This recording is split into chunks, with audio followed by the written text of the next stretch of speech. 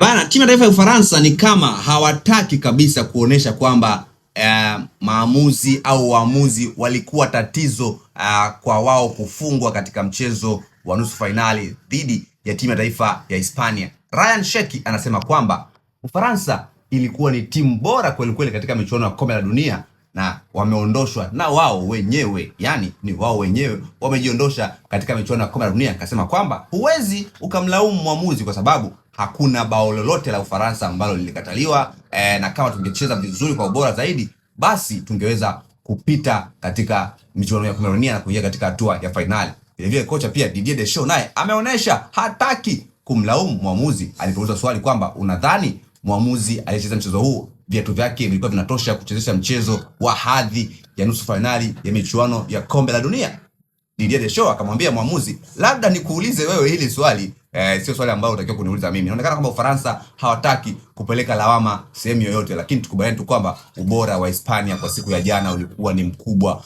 kweli kweli, ndio maana wakashindwa basi kushindana na vijana wa La Roja wa Hispania.